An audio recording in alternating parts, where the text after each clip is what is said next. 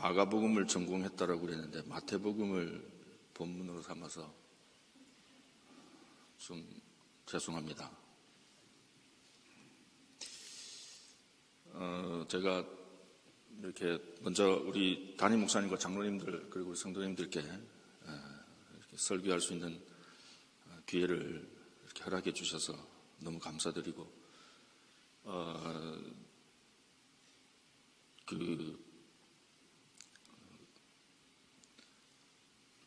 사실 여름에 이제 뉴욕을 오고 미국을 방문하고 겨울은 사실 방문하지 않으려고 했었는데 갑자기 오게 되었습니다.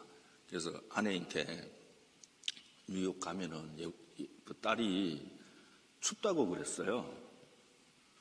그래서 제가 생각해도 뉴욕은 좀 추울 것 같아요. 왠지 모르겠지만 추워 보인다라는 생각이 들었어요. 그래서 아내한테 뉴욕 춥다는데 외투 하나 사주세요 이러니까 처음에 뭔 말인지 못 알아듣더라고요. 옷 하나 사줘 이러니까 대답을 적극적으로 안 하더라고요. 그러다가 제가 열심히 기도해갖고 옷을 하나 사게 되었습니다. 그래서 입어보니까 참 따시고, 근데 생각보다 뉴욕이 눈비는 오는데 춥지는 않네요. 그래서 어떡하나 하는 생각을 했습니다. 어제 눈 때문에 집에 우한이 계세요? 이렇게 인상을 이렇게 그래도 두 번째 만났는데 편하게 룰을 중3이었습니다. 제가 머리를 깎아줌으로 하고 예배를 참석했습니다. 중3 아마 봄쯤이었던 것 같아요. 저희 모교는 부산에 있는 영선 침례교회라는 곳입니다. 영도에 있습니다. 그 옆에 지금은 이제 그런 게 없었는데 옆에 우리 교회 옆에는 그 롤라장이라는 거 아세요? 롤러 타는 거 롤러장이 있었습니다. 그래서 한 주일 예배를 드리기 시작하면 항상 아바의 이런 노래들이 막 흘러나오고 목사님의 설교가 재미없으면 그 노래를 듣기도 하고 중3이면 저만요. 다른 사람은 아니고 저만 그랬던데 제가 말씀드리려고 하는 거는 그때 우리 교회 성가대가 참 우리 그때 당시 김종석 지휘자 선생님이셨는데 너무 성가대가 멋있었어요. 그래서 중3인데 하루는 예배 드리는데 그 아바의 원티든가 그것보다도 성가대가 하는 찬양이 너무 좋아서 예배 끝나고 난 뒤에 그 집사님 찾아가서 저 중3인데 성가대 좀 할 수 없냐고. 그래서 제가 중3 때부터 성가대를 하게 되었습니다. 별로 놀랍지는 않죠. 네, 놀라운 일은 아닌 것 같아요. 그래서 오늘도 귀한 찬양 감사드리고 감사드립니다. 우리 담임 목사님께서 읽어주신 달란트 비유를 갖고서 오늘 같이 말씀을 한번 공유하고자 합니다. 여러분, 달란트 비유는 여러분들 너무나도 잘 알고 있는 비유이잖아요. 5달란트, 2달란트, 1달란트를 받았다. 그래서 5달란트는 5달란트를 남기고 2달란트는 2달란트를 남기고 1달란트는 역시나 1달란트를 남겼다. 하나를 가져왔다는 거죠. 5은 10개를 가져오고 2은 4개를 가져오고 하나는 하나를 가져왔다. 아주 그 내용의 이야기가 아주 그렇게 매우 심플하게 단순하게 흘러가는 듯합니다. 그래서 이 달란트 비유는 시대에 따라서 사람들에 따라서 혹은 설교자에 따라서 그 교회의 상황에 따라서 그 해석의 방법들이 의외로 다양했습니다. 특별히 5달란트가 5달란트 10개를 가져온 것과 2달란트 받은 사람이 4개를 가져온 것에 집중하고 관심을 가지면서 이 본문은 어떻게 설교되었냐 하면은 주인이 잘했다, 착하고 충성된 종아, 내가 적은 일에 충성했으니까 내가 많은 것을 내게 맡기리니 내 주인의 즐거움에 참여하라 라고 하는 이 말씀을 갖고서 여러분 여기서 달란트가 어느 정도의 양인지 아마 아실 겁니다. 한 달란트는 6,000데나리온이고요. 6,000데나리온은 거의 하루에 한 데나리온이니까 그 노동자의 품삯으로 따지면요. 그러니까 한 19년에서 20년 정도의 돈을 그러니까 모아야 하는 것입니다. 그러니까 한 달란트 자체가 사실은 굉장히 큰 액수다라고 하는 것을 우리가 인지하면 좋을 것 같아요. 그럼 5달란트는 이건 어마어마합니다.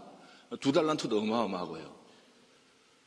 마태복음에 보면은 1만 달란트 빚진 사람이 있습니다. 1만 달란트 빚은 그거는 상상을 초월하는 빚입니다. 그런데 그걸 탕감받았다라는 거죠. 어쨌든 한 달란트가 그렇게 큰 양입니다. 그래서 5달란트가 5을 10개를 가져오고 2개를 4개를 가져왔다라고 하는 것에 이것을 집중해서 이 비유는 성장해야 된다. 혹은 많이 남겨야 된다. 혹은 열매를 더 많이 맺어야 된다. 그래서 열심히 교회 생활하고 열심히 신앙생활하고 어디에 있었는지 간에 헌신해서 봉사해서 5달란트, 2달란트를 남긴 사람처럼 갑절로 남겨서 주인에게 칭찬받아야 된다. 그래서 이렇게 힘을 북돋아주는 그런 말씀으로도 설교가 되었습니다. 또 반면에 의외로요, 반대로 이 비유는 저항의 비유로도 읽혀졌습니다. 설교되었습니다. 그러니까 많이 남겨라, 갑절로 남겨라고 하는 이런 겉면의 비유에서 사실 이 저항의 비유라고 하는 것은 좀 관점이 굉장히 큰 차이가 일어난 것이죠. 그리고 이 비유는 이렇게 저항의 비유로 해석이 되고 설교될 때는 한 달란트 받은 사람의 주인에 대한 평가가 굉장히 중요합니다. 25장 24절에 이 사람이 말해보면은 주인의 폭정, 그러니까 주인이 결코 좋은 성격을 갖고 있지 않다라는 거죠. 그래서 이 한 달란트 받은 사람이 그렇게 말한 것이 주인에 대한 올바른 평가다라고 얘기하면서, 그러니까 이 사람은, 이 주인은 준 거를 심지 않은 것에도 이렇게 거두고 해치 않는 것에도 이렇게 한다고 그러니까 이 사람은 좀 폭력적이다라는 거죠. 합리적으로 하지 않고 굉장히 폭군이다라고 생각해서 이 한 달란트 받은 사람이 그 한 달란트를 감추어 넣었다는 것입니다. 사실은 이야기가, 스토리가 5달란트가 5개 남기고 2개가 2개 남기고 그러면 하나는 1개를 남겨서 2개를 가져오면은 아주 좋은 이야기가 되는데 이 사람은 숨겨놨다라는 거죠. 그럼 왜 숨겨놨느냐 하라고 하니까 이 저항의 비유로 말하는 사람들이 그거는 주인에게 저항했다라는 겁니다. 주인이 그냥 뺏어가니까 그 뺏어가는 것에 기분이 나빠서 그냥 감춰놨다가 이렇게 주인 앞에 나왔다라고 이렇게 해석되기도 합니다.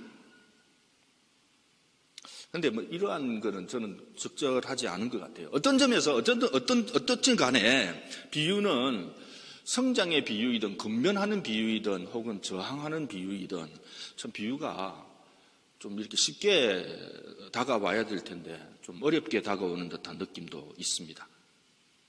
그런데 이 비유의 핵심적인 배경이 뭐냐라는 것이죠. 그것은 바로 이 25장부터 24장부터 25장까지가 마태복음에서 가장 중요한, 어쩌면 중요한 주제 중에 하나인 그 종말론에 대한 강연을 하는 부분입니다. 예수님께서 24장에서 종말론 강연을 하면서 한 6개의 비유를 가르칩니다. 그 중에 5번째 비유가 바로 이 달란트 비유입니다. 그러니까 달란트 비유는 종말의 결산에 초점을 두고 있다라고도 이렇게 볼 수가 있는 것이죠. 그래서 이 비유에서 종말의 개념은 잘했다는 칭찬, 그리고 악하고 게으르다는 그 악평을 나누어서 한쪽은 바깥 어두운 데로 내어 쫓아버리고 그곳에서 슬피 울며 이를 갈게 한다라는 그 말에도 확인할 수 있습니다. 만일 이렇게 종말이라는 개념을 우리가 살고 있는 이 세계의 마지막 심판, 곧 대파멸과 폐기, 없어지는 것에 기결시킨다면은 사실 이러한 이해는 이것은 유대 묵시 사상의 영향입니다. 유대 묵시 사상가들은요, 일부 유대인들은 이 종말은 뭐냐? 지금의 눈에 보이는 이 모든 것들, 이 세계가 인간의 죄로 말미암아 마지막 순간에 반드시 없어질 것이다. 그 어벤져스 영화 말입니다. 마블 영화에서 막 이상한 우주가 대혼란이 일어나고 있지 않습니까? 그러니까 이 종말은, 유대인들의 입장에서는 종말은 바로 이런 파국적 대파멸과 완전한 폐기, 없어짐을 말하는 것입니다. 그러다 보니까 여기에는 출구가 없어요. 그냥 우리는 종말을 맞이할 수밖에 없는 겁니다. 인간은 거기에서, 사람은 매우 수동적입니다. 능동적으로 할 수 있는 일이 없다라는 것입니다. 그런데 이건 지금까지 설명한 건 유대인들의 종말 이해입니다. 그런데 예수님의 가르침에, 종말에 대한 가르침은 출구가 없는 파국이 아니고, 저는 느낌이 창조적 삶의 태도를 말씀하고 있는 것 같아요. 그러니까 종말이 온다 그러면은 마지막 어느 날이 올 것이다가 아니라 종말의 시전이라고 하는, 종말의 시기라고 하는, 종말에 살고 있다. 우리가 종말에 살고 있다라고 그러잖아요. 그래서 이 기독교 종말은 그리스도의 말씀을 통해서 보면은 이 세상에서 하나님 나라의 가치와 실현을 창조적으로, 어떻게 하면 창조적으로 만들어갈 수 있는 삶의 태도와 관련되어 있다라는 생각이 든다는 것입니다. 사실 어쩌다 보면, 어떤 면에서 보면은 아주 일상적인 개념, 종말이라고 하는 것이 어느 시점에 특별히 그곳에서는 가야 되면은 이 우주가 대파국이 되고 시간이 끝나고 새로운 시간이 열린다라고 하는 그 개념보다, 우리는 종말에 살고 있지만은 이 종말에 살고 있는 이 상황 속에서 어떻게 하나님께서 허락하시는 이 창조 세계를 새롭게 만들어가면서 이 속에서 나에게 주어진 일들을 감당할 수 있는가를 가르치는 말씀이 예수님의 종말의 말씀이다라는 것입니다. 보네프라는 사람을 여러분 잘 기억하실 겁니다. 이분이 이런 말을 합니다. 하나님 없이 하나님 앞에서 살아야 된다라는 말을 합니다. 그러니까 보이지 않는 하나님인 거죠. 하나님 없다라는 것은 사실 우리가 보이지 않는 하나님, 없이 있는 하나님, 없이 있는 하나님, 이 상태가 잘 기억을 하면 좋은데, 이 없이 있는 상태가 우리를 좀 어떤 면에서 두렵게 만들기도 합니다. 없는데 있다, 좀 이상하잖아요. 근데 마태복음은 없지만은 우리와 함께 한다라고 분명하게 말씀하고 있습니다. 제가 오늘 예배 끝나고 이제 청년들하고 또 얘기를 하는데요. 그때 요 얘기를 좀 더 이렇게 제가 많이 할 겁니다. 혹시 시간 되시면 참석하셔도 됩니다. 여러분, 혹시 이 말 기억하시나요? 내일 지구의 종말이 올지라도 오늘 나는 한 그루의 사과나무를 심겠다. 이거 어떤 사람은 스피노자가 말했다라고 하기도 하고, 어떤 사람은 마틴 루터가 말했다라고 하기도 하고. 근데 요즘 보면은 이게 독일의 고백교회가 하는 말이다. 히틀러의 상황 속에서. 여러분, 만일에 히틀러가 지배하는 독일 사회에서 종말이라고 하면, 그때는 아마 그 사람들은 종말을 생각했을 거예요. 자, 그때에 이렇게 말합니다. 내일 지구의 종말이 올지라도 오늘 나는 사과나무 하나를 심었겠다. 사실 종말이 오는데 사과나무 심는 거 의미가 없잖아요. 내일이 종말인데 사과나무 심어서 뭐 합니까? 그런데 사과나무를 심자. 아마 이 말이 지금 예수님께서 말씀하시는 종말의 창조적 삶을 살아내라, 종말의 때에 창조적 삶을 살아내라는 말씀과 매우 유사하다는 생각이 듭니다. 오늘 본문을 보면요, 장사한다라고 하는 16절에 이 말이 나옵니다. 이 헬라어가. 이 말은 원래 의미는 일한다입니다. 일한다. 이윤을 남긴다, 장사한다는 것이 일한다라는 의미입니다. 그 다음에 또 회계한다라는 말, 계산한다는 거죠. 계산한다는 말은 이 슈나이로인데 이 단어의 기본적 의미는 어떤 의미냐면요, 함께 만든다라는 의미가 있습니다. 종말의 때에 종말론을 강연하면서 왜 25장에서 보통의 말, 일한다, 보통의 말인 하나님과 함께 만들어간다라는 말을 사용을 할까요? 아마 이것은 바로 이 종말의 때에도 이 세상을 좀 창조적으로, 걱정하지 말고 두려워하지 말고 수동적으로 살지 말고 능동적으로 창조적으로 살아내어야 한다라고 하는 것을 가르치는 말씀이 아닌가 하는 생각이 듭니다. 달란트를 통하여서 종말의 때에 성실하게 믿을만하게 혼자서 일하거나 혹은 함께 일해야 한다라는 것을 가르쳐 준다는 것입니다. 그리고 19절에 오랜 후에도 이게 그냥 짧은 한두 시간이 아니고 하루 이틀이 아니고 상당한 기간이다라고 할 수 있을 것입니다. 이렇게 보면 이 비유에서 종말이라는 개념은 파멸과 폐기를 위한 끝이기보다는 우리가 살고 있는 이 세상을 다시 어떻게 하면은 하나님의 뜻에 따라서 어떻게 하면은 예수 그리스도께서 가르쳐 주시는 그 가르침을 통하여 새롭게 창조적인 삶을 살아갈 수 있는가에 대한 주제를 가르쳐 준다라는 생각이 듭니다. 기독교적 종말론은 세계의 끝남을 가르치면서 세계로부터의 도피를 조장하는 묵시적인 것이 아니라 오히려 그것은 하나님의 나라의 목적에 대한 이론으로서 그리스도의 속죄에 대한 믿음과 하나님 나라에 대한 희망 속에서 이 세계를 새롭게 만들어내어라라고 하는 말씀으로 들린다는 것입니다. 그래서 저는 이 달란트 비유는 그리스도 예수 안에서 이 세상을 새롭게 창조하는 방법을 보여주는 것이다라는 생각이 듭니다. 이 세상을 새롭게 만들기 위해서 우리가 어떻게 살아내어야 하는지 여러분들도 고민하고 계시잖아요. 여러분, 달란트가 무엇입니까? 어떤 분들은 이걸 경제적인 차별적 능력이다라고 합니다. 혹은 기능적인 능력이, 어떤 사람은 우월 5개는 제일 좋은 거고요, 2개는 중간이고요, 하나는 아주 나쁜 그런 걸로 생각한다라는 것이죠. 저는 이에 동의할 수 없습니다. 분량의 차이 분명히 보입니다. 5개, 2개, 1개라고 하는 것. 그런데 이 분량을 갖고서 비교하는 것은 무의미하다, 차별이 아니라 오히려 이렇게 한번 생각해 봅시다. 5개를 받은 한 사람과 2개를 받은 한 사람과 1개를 받은 한 사람이 각자 다르게 다양하게 주어졌다라는 것이죠. 저는 제 자신을 항상 잘생겼다라고 생각하고 삽니다. 웃는 분들은 동의를 안 하시는 거로 생각할게요.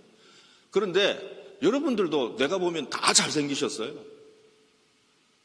다르게 생겼잖아요. 그렇게 동의 안 하시나 봐요.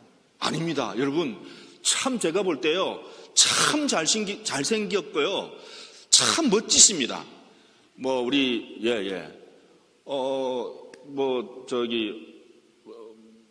머리가 희끗하셔도 참 멋지세요. 머리가 새까매도요, 참 멋지세요. 너무너무 좋으십니다. 보기가 좋아요. 이렇게 각자가 다 다르게 다양한 모습을 갖고 있다라는 것이죠. 달란트는 다른 것입니다. 차이는 있지만 양과 능력의 차이가 아니라 각각의 다름의 차이다라는 것이죠. 다양한 기회, 다양한 사명의 자리를 보여준다는 것입니다.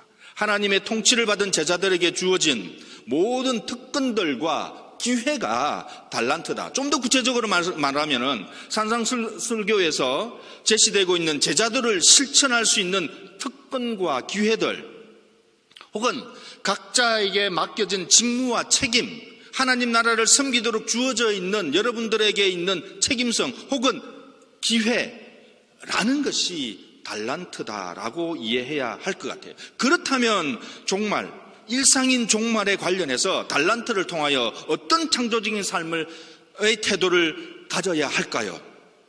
다른 말로 예수 그리스도의 복음의 열매를 어떻게 만들어 가야 할까요? 우리가 어떻게 살아야 하는지, 열매를 맺기 위해서 어떠한 태도로 살아야 하는지, 예수 그리스도의 제자로서 교회와 세상을 살려내려는 우리의 창조적인 힘은, 태도는 무엇이어야 하는지가 궁금해집니다. 그에 대한 대답으로 저는 이 말씀을 드리고 싶습니다. 마태복음 23장 23절에 보면은 예수님께서 이렇게 말합니다. 바리새인과 서기관들에게요.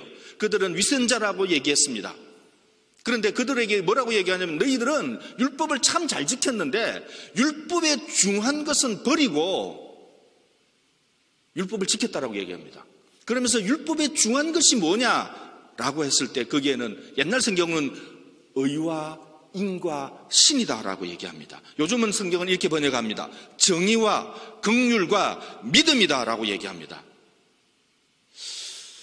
우리가 어떻게 살아야 되는가? 어떻게 이 종말의 때에 창조적인 삶을 우리가 어떻게 살아내야 되는가? 달란트를 어떻게 사용해야 되는가는 바로 정의와 긍휼과 믿음으로 달란트를 사용하는 거다라는 것입니다. 달란트를 갖고서 그렇게 일해야 한다는 것이죠. 여러분, 5달란트, 2달란트를 받은 사람의 칭찬을 살펴보면요, 이를 좀 더 우리가 쉽게 알 수 있습니다. 그들을 착하고 충성되다라고 얘기합니다. 여기서 착하다라는 형용사가요, 아가테인, 그 헬라어로 아가테인데요, 이 말은 선한이라는 의미입니다. 선하다라는 것입니다. 이런 단어를 통하여서 우리는 그 종들이 일하는 동안에, 선하다니까 일하는 동안에 착하게 관계하고 일했다라고 볼 수 있을 거 아니에요. 네가 선하다고 그랬으니까. 이윤을 남기고자 다른 사람들을 속이거나 착취하지 않았을 것입니다. 상당히 정의롭게 일했다는 것을 함의합니다. 또한 충성된이라고 하는 이 헬라어도요, 피스테입니다. 이게 무슨 뜻이냐면은 믿을만하다, 혹은 믿을만하게, 혹은 신실한이라는 의미를 갖고 있습니다. 이것은 종들이 주인의 맡긴 과제를 성실히 수행했다라는 의미도 되고요, 또한 성실하게 수행했다는 것은 하나님과 이웃과의 관계에서도 진실했다, 정의로웠다라는 말도 될 것입니다.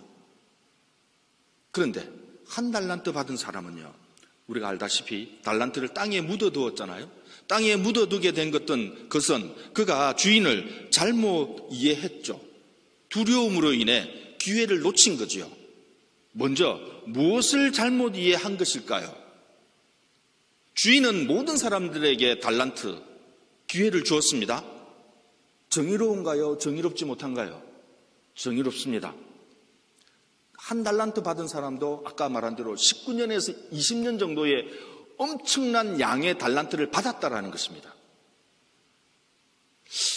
이 1달란트 받은 사람을 게으름으로 평가한 것으로 봤을 때에 아마 1달란트 받은 사람은 큰 달란트를 받았음에도 받기에는 어쩌면 부족했다라고도 볼 수 있을 것 같아요. 게으르다라고 하니까요. 그런데 주인은 그에게 1달란트를 줬습니다. 이거는 정의로울 뿐만 아니라 긍휼한 마음도 주인에게 있는 것이죠. 또한 1달란트를 준 그 사람에게 대한 믿음도 있지 않겠습니까? 여러분, 누가 19년에서 20년 동안 일할 만한 일을 우리에게 맡겨주겠어요? 맡겨줬다라고 하는 것은 그만큼 믿음이 있었다라는 것입니다. 긍휼, 정의, 긍휼, 믿음. 그런데 이 1달란트 받은 사람은 주인의 정의, 긍휼, 믿음에 대하여 무시하고 오해했다라는 것이죠. 그는 주인을 정의롭지 못하고 긍휼도 없고 신뢰할 수도 없는 사람이라고 생각했다는 것입니다. 이 같은 것은 주인의 말에서도 잘 나타납니다. 악하고 게으른 종아, 너는 내가 심지 않은 데서 거두고 뿌리지 않은 데서 모으는 줄 알았느냐? 그렇다면은 너는 내 돈을 돈놀이하는 사람에게 맡겨야 한다. 그래서 내가 왔을 때 내 돈에 대해서 이자를 붙여서 받아야 하지 않겠느냐? 이렇게 말합니다. 주인을 정의롭지 못하고 긍휼하지도 못하고 신뢰할 수 없는 무지막지한 사람으로 보았다면, 그렇다면 수익이라는 것이 얼마나 중요한 이슈인데 이자 놀이해서라도 수익을 가져와야지 왜 땅에 한 달란트를 묻어 놓았느냐라는 것이죠. 그는 주인을 완전히 잘못 이해했다라는 것입니다. 무슨 기회를 놓친 걸까요? 그는 주인에 대한 잘못된 일로 인하여 일어난 두려움 때문에 정의를, 긍휼을 실행할 수 있는 기회를 놓친 것입니다. 한 달란트를 땅에 묻어두면서 주위에 가난하고요, 소외된 자들, 한 달란트를 필요로 하는 사람들이 아마 엄청나게 많을 텐데요. 내가 갖고 있는 그 기회, 내가 갖고 있는 그 독특한 다양함성이, 나의 특기함이, 나의 정말 나만이 할 수 있는 그것을 다른 사람들은 갖고 싶어 한다는 것입니다. 여러분, 저는 부러워요. 여러분들이 뉴욕에 사는 걸 보고요. 너무 부러워요. 왜 내가 대학 공부할 때 나는 왜 영주권을 해서 미국에 살지 않아서 사실 부럽습니다. 그리고 지금까지 이렇게 열심히, 그리고 이렇게 멋지게 앉아있고, 지금은 이제 조금 웃으시면서 저를 쳐다보고 있는 그 모습이 너무 부러워요. 그런데 이것을 부러워하는 사람들이 있다는 것입니다. 나를 부러워하는 사람들이 있다는 것입니다. 그런데 그걸 우리가 어떻게 했다라는 거, 이 한 달란트 받은 사람은 숨겨놓았다라는 것이죠. 이것을 받지 못한 사람의 입장에서 숨겨놓았다라는 것은요, 여러분, 정의롭지 못합니다. 비겁합니다. 믿을만 하지도 못하다는 것입니다. 여러분, 이렇게 되면은 둘 받은 사람들은 갑절을 난 것 때문에 칭찬받은 것이 아닙니다. 그들은 하나님께로부터 받은 자신들의 사명과 기회와 달란트를 가지고 각자의 자리에서 최선을 다하여 정의롭게, 긍휼하게, 믿음으로 나누어 주며 없이 함께 하시는 하나님과 함께 세상을 새롭게 창조하기 위해서 일상을 살아냈다라는 것 때문에 칭찬받았다라는 것이죠. 이것 때문에 칭찬받은 것입니다. 그러므로 사명의 기회를 사용할 때 섬기려는 마음은 긍휼한 마음이어야 하고, 그렇게 할 때 하나님께서 칭찬하실 것이라는 믿음으로 일해야 한다는 것입니다. 내 원수가 줄일 때에는 베풀어 주고 내 몫을 나누어 주는 수준이 이르기까지 정의와 사랑을 실천하면서 예수 그리스도의 장성한 분량에 이르러야 한다라는 것입니다. 달란트 비유는 여러분, 그냥 열심히 일하면 많은 결실을 맺을 것이니까 더 열심히 일해라 하면 할 수 있다라는 긍정의 힘을 말하는 말씀이 아니다라는 것입니다. 하나님은 여러분, 일을 산뜻하게, 또 혹은 우리 성가대 아주 화음을 완벽하게, 음정 하나 안 틀리고, 아주 음악은 음정이 틀리면 안 되긴 해요. 네. 구김없이 잘 해내는 탁월한 사람, 곧 갑절로 남기는 사람을 찾는 것이 아니다라는 것입니다. 하나님께서 찾는 사람은 그게 무엇이든지 간에, 남기는 것이 아니라 그게 무엇이든지 간에 정의와 긍휼과 믿음으로 자신의 달란트를 두려움 없이 사용하려는 사람을 하나님께서는 찾고 있다라고 하는 사실을 여러분 기억하시기 바랍니다. 우리는 하나님 아버지의 마음을 본받아야 합니다. 그 아버지의 마음이 뭘까요? 아까 얘기한 대로 마태복음 23장 23절에서 유대인들에게 구약성경에서 하나님의 마음을 보여줬습니다. 율법을 보여줬습니다. 율법을 통하여. 그게 뭐라고 그랬습니까? 그 유대인들이, 바리새인과 사두개인들이 너희는 율법에 중한 것은 버렸다라고 얘기합니다. 그 율법에 중한 것, 의와 인과 신, 정의, 긍휼, 믿음을 말씀에 새겨놓은 하나님 아버지의 마음, 예수 그리스도의 마음입니다. 우리가 교회에서 신앙생활을 하면서 혹은 늘 문제가 되는 것은 이 아버지의 마음, 그리스도의 마음을, 예수 그리스도의 마음을 닮아가는 것보다 이 세상의 모습대로, 이 세상의 주인의 모습, 아마 수익을 갑절로 남겨야 한다라고 하는 이것을 닮을 때가 너무나도 많습니다. 혹시 체면 때문에 나도 하면 남겨야 될 텐데, 아니요. 그게 아닌 것입니다. 그래서 그 사람이 일을 잘했는가 못했는가로 평가하기도 하고요, 세상은요. 그리고 어떤 경우는 옛날과 지금을 평가하기도 합니다. 다른 사람보다 그 사람을 평가하면서 함부로 말도 합니다. 우리는 그런 이 세상의 기준과 가치보다는 예수 그리스도께서 가르치신 예수 그리스도인 정의, 긍휼, 믿음으로 내 옆에 사람을 포용하고요, 내 동료를, 내 이웃을, 나와 함께 예배드리는, 그리고 나의 가장 가까운 가족을 포용하고 인정하고 격려하는 것이 바로 달란트를 사용하는 방법이다라는 것입니다. 예수 그리스도로 포용하고 인정하라는 것이 달란트 비유. 종말의 때를 살아가는 우리 모두가 가져야 하는 삶의 태도, 그것은 예수 그리스도가 보여준, 가르쳐 주신 의와 인과 신을 가지고 살아가는 것입니다. 여러분, 우리 쉽지 않은 시대를 살아간다고 생각되어집니다. 그럼에도 불구하고 우리는 어쨌든 살아야 하잖아요. 살아내어야 하잖아요. 예수 그리스도 안에서, 예수 그리스도를 통하여, 예수 그리스도와 함께 하나님 나라를 위해, 혹은 갈라진 마음의 통합을 위하여서, 그리고 서로를 포용하고 배려할 수 있는 그런 사역, 그런 달란트를 사용할 수 있기를 주의 이름으로 축원합니다. 예수 그리스도인 정의, 긍휼, 믿음으로 우리에게 주어진 삶을 살아낼 수 있기를 기도합니다. 기도하시겠습니다. 하나님, 감사합니다. 저희들에게 귀한 말씀을 허락하셨는데, 저희들에게 달란트를 주셨는데, 하나님, 이 달란트 잘 사용할 수 있도록 도와주시옵소서. 잃어버릴 것이라는 두려움 속에서 사는 것이 아니라 정의와 긍휼과 믿음으로 사용하는 것을 두려워하지 않는 저희들 되게 인도하여 주시옵소서. 감사합니다. 예수님 이름으로 기도합니다. 아멘.